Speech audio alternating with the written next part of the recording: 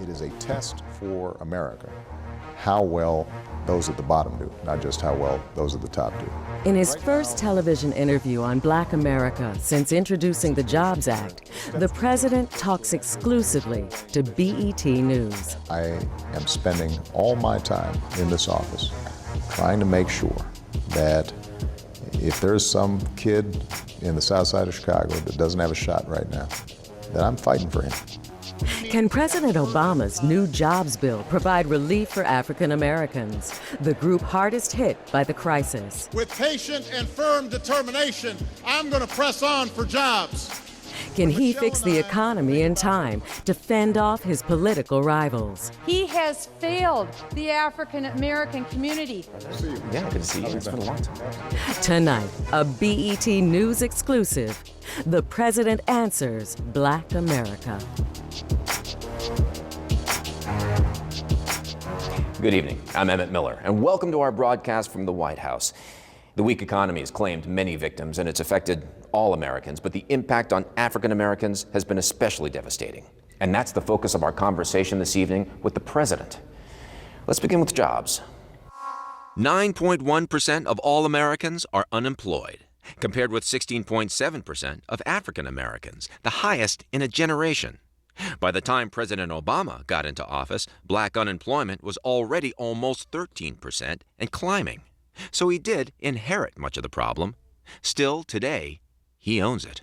You've just announced a new $447 billion jobs bill. Right. And we all know that African American unemployment is running really, really high, above 16%, nearly double that of whites. How does this bill specifically target them? Well, first of all, I think it's important to remember that we are going through the worst financial crisis and subsequent economy that we've seen since the Great Depression. And so the challenges for everybody out there is tough. You're right. It's especially tough for the African American community. The steps we took in the first 2.5 years made a difference. It made sure that a lot of folks were still on the job that otherwise wouldn't be. It made sure that states were able to stabilize their budgets so they weren't laying off as many teachers or firefighters or civil servants that are providing services every day. But what we realized over the last couple of months is that because of a whole range of issues, including what's happened overseas in Europe, that the economy needs another boost. And we've got to focus more on putting people back to work now. And that's what this jobs bill is. So the jobs bill overall is designed to make sure that we're rebuilding schools and bridges and putting construction workers back to work.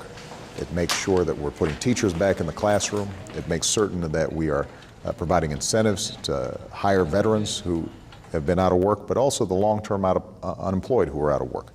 And it makes sure that we're providing tax breaks and tax credits to just about every family and every middle-class person and every small business around the country. Now, with respect to the African American community, they benefit from all of that.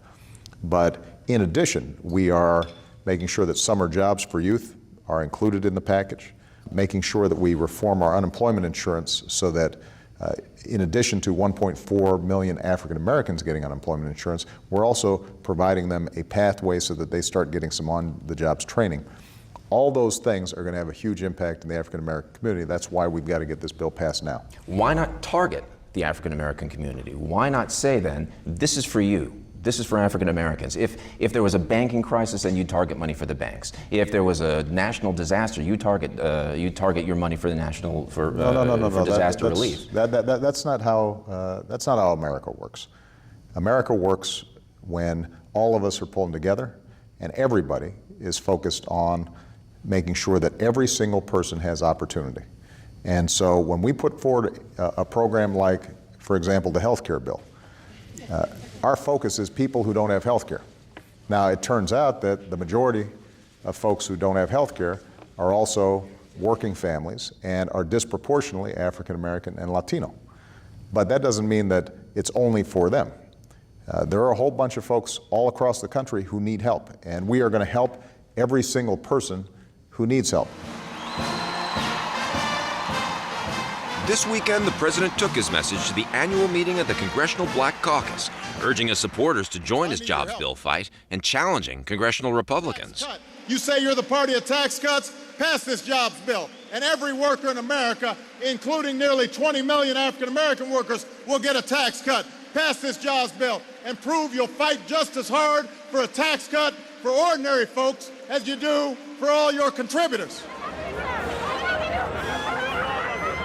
Reaction to the president and his speech was reminiscent of the crowds of January 2009. So help you God. So help me God. Congratulations, Mr. President. Back then, all of his supporters had high expectations of the new president, and that was especially true of African Americans. Were their expectations way back when, in 2009, too high? Well, I don't think their expectations were too high. I think that people understood that it took us a long time to get into this mess. It's going to take a long time to get out of this mess. And I look folks in the eye all the time who don't have a job or who've lost their home or who are struggling otherwise. And what they tell me is, as long as I feel like you're fighting for me, as long as I feel like you have my interests at heart, then we are going to stand behind you. It is a test for America how well those at the bottom do, not just how well those at the top do. And what's always made this country great is the belief that everybody's got a chance, regardless of race, regardless of creed. That's a vision that I think the vast majority of Americans still share. It's been tested over the last 3 years, but my job is to keep on pushing in that direction. Up next, the president on his critics. There's always going to be somebody who's critical of the President of the United States. That's my job.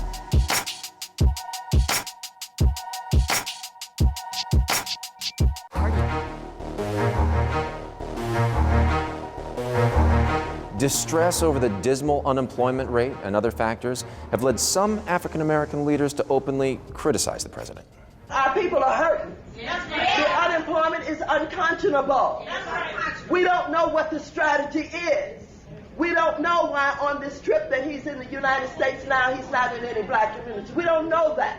African American leaders have been critical of late. And it's true, you've said you're the president for all people, not just for one group. If I'm a 16-year-old kid on the south side of Chicago, okay, my dad's gone, my mom's working 10 hours a day for peanuts, all I see around me is blight, there are no help wanted signs, and you won't even say, look, I'm going to help you, a young African American. How do I feel? Emmett, that's not, first of all, that's not what people are saying. What people are saying all across the country is, we're hurting and we've been hurting for a long time. And the question is, how can we make sure that the economy is working for every single person? And the truth of the matter is the vast majority of African Americans understand that. They understand that when the economy goes well, then everybody does well.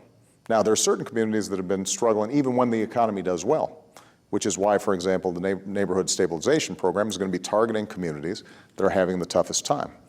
But the other thing I want to make sure that you don't just kind of slip in there is this notion that African American leaders of late have been critical. There have been a handful of African American leaders who've been critical. They were critical when I was running for president. There's always going to be somebody who's critical of the President of the United States. That's my job, in part, is particularly when an economy is going as badly as it is right now, people are going to have concerns, and they should. In fact, the president's popularity has suffered in recent months. A new Washington Post ABC News poll shows that back in April, 83% of African Americans had a strongly favorable view of the president. By last week, that number had dropped to 58%. I think you're seeing all across the board, in every community, is that when unemployment is high and people are having a tough time, then they have to feel as if there's some hope, there's some prospects out there. And right now, the economy's been bad for a long time. It was bad before I got elected, and it has continued to be very tough for a lot of folks. This weekend, the president admonished his critics with some tough love. Take off your bedroom slippers. Put on your marching shoes. Shake it off. Stop complaining. Stop grumbling. Stop crying. We are going to press on. We've got work to do. Until people actually feel better about the economy, they're going to continue to have problems, and they're going to continue to hope that the White House can do more. You and me, we're all a little bit crazy, but hopefully a good kind of crazy.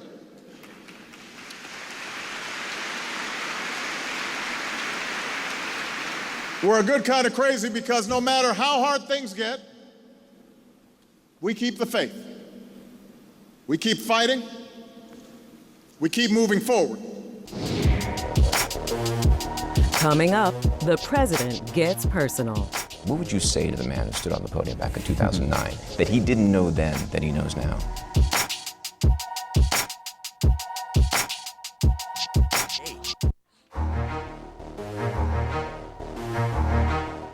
It's been a grueling 3 years for the president. Even he admits it's been tougher than expected. And we knew the road ahead was going to be difficult, that the climb was going to be steep. I had to admit I didn't know how steep the climb was going to be. What would you say to the man who stood on the podium back in 2009 that he didn't know then that he knows now? Well, look, there are a lot of things we know now that we didn't know then. I mean, the day I took oath of office, we didn't know that the economy had just contracted 9% in the previous quarter. We didn't know that 400,000 people had lost their jobs the month before, and another 600,000 were going to lose their jobs the month after. So I think the depth of the economic crisis worldwide was something that was glimmering on the horizon, but I don't think we fully appreciated. The decisions we made were the right decisions. Yeah, making sure that a U.S. auto industry still existed and we didn't lose 1 million jobs. That's a controversial decision, but it was the right decision. The Recovery Act, which saved a whole lot of jobs in America, even though the folks who didn't lose their jobs may not have known that they might otherwise lost their jobs. It was the right decision. So, you know, what I would tell myself if I traveled back in time, I would say this is going to be a long, hard slog, and you know, the American people are going to you know, feel kind of worn down after this much difficulty. But I'd also tell that less gray person to hang in there, because the American people are resilient, and they have good values, and they care about the right stuff, and we'll get through this. What would you have done differently? You talked about the things you did right with respect to jobs. You talked about the programs you were able to put through. You talked about some of the objectives you had. What would you have now done differently in retrospect? You know, I think if we had had better information, it would have been important for me to be able to communicate to the American people the fact that this was going to be a long process, that we weren't going to fix this in 6 months. This was not your usual recession. This was a once-in-a-generation recession. And I think that might have helped brace people for the difficulties that were to come. The other thing that you know, as I reflect on it, is that in the first year or so, we spent a lot of time just doing the right thing and not worrying about selling what we were doing. And I think that the more you're in this office, the more you have to say to yourself that telling a story to the American people is just as important as the actual policies that you're implementing.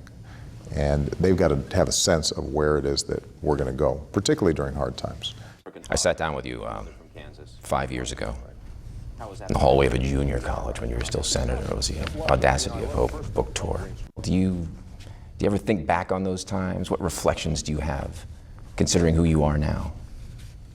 You know, Michelle tells me at least that I'm the same man now that I was when she met me when I was still in law school. I have a pretty clear idea about what's right and what America is all about. And it involves a belief that everybody gets a chance, that there's a sense that we're in this together. You know, we're a country that values individual initiative, and everybody's got to work hard, and everybody's got to be you know, pulling their weight, but we look out for one another. And my politics really is based on those values, and those values haven't changed. They're constant. And the longer I'm in this office, the more I believe that when Americans are working together, there's nothing we can't accomplish. I've seen it time and time again. When we're divided, then we get less done than we need to.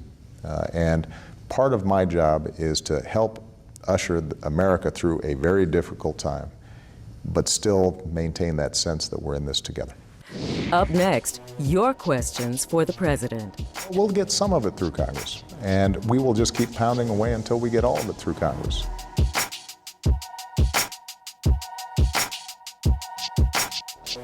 We asked social media followers on BET.com, Facebook, and Twitter what they would ask the president if they had a chance. And their pain and frustration read loud and clear. Marie D. of Missouri City, Texas says, Mr. President, I know that this mess that our country is in is not your fault. I would like to know, when do we expect our situation to get better? One of the questions that we had was, when? When is it going to change? How long are we going to have to wait? Well, look, right now we are in a situation where the economy is stabilized, but it's stabilized at a too high an unemployment rate. And I think if we get this jobs bill passed, that's going to make a difference right away. Some of the things, though, that have been plaguing the African American community for too long, those things are going to take years to change, the school system in particular. Another question was on health care, asking whether people are still being denied coverage. Young people, it was just reported, are one group that, for example, is more insured than it's ever been because of the American or the Affordable Care Act. But how we think about our health habits, all the things that the First Lady is doing in terms of what we're eating, getting exercise, instilling good health habits in our kids, those are things that will take place over the years to reduce the diabetes rate in the African American communities, for example. A question on the minds of many Americans today is whether the president and Congress can get anything done, including the pending jobs bill. How do you get it through Congress? How do you make it successful this time? Well, we'll get some of it through Congress, and we will just keep pounding away until we get all of it through Congress. And if we don't get all of it through Congress and we haven't seen enough done to help the American people, then we'll get a new Congress. Because the bottom line is that the vision that we put forward in the jobs bill, and the ways, by the way, that we intend to pay for it, by making sure that millionaires and billionaires are paying their fair share, that they're not paying lower tax rates effectively than folks who are making $50,000 a year. That combination of efforts to rebuild America, put people back to work, get teachers back in the classroom, and paying for it in a responsible way, that vision is one that the American people believe in. I mean, you were citing polls earlier. If you look at specifics of the jobs bill, overwhelmingly people support it, including a lot of Republicans. When you look at how we propose to pay for it, overwhelmingly the American people support it, including a number of Republicans. Now, this particular Congress may not be responsive to the American people, but we are going to keep on putting pressure on them until we can get as much of it done as possible. And if they're not doing enough to help the American people during a time of great need, then we'll make sure that we have a new Congress. African Americans are going to be watching you and asking themselves, who is this man and does he care about me? What is it that they don't understand about you, do you think, that you would have them understand? All I get from the African American community as I travel around the country is, we know it's hard, but we're praying for you. And we're behind you. And so, I think the main thing I want the African American community to know is just those prayers are appreciated. Them rooting for me is appreciated. And that I am spending all my time in this office trying to make sure that if there's some kid in the south side of Chicago that doesn't have a shot right now, isn't going to a good school, parent doesn't have a job, that I'm fighting for him. And that is true if they're in a barrio somewhere in Los Angeles. It's true of some kid in Appalachia. That the values that brought me here to this office are the ones that I'm going to carry with me when I leave office.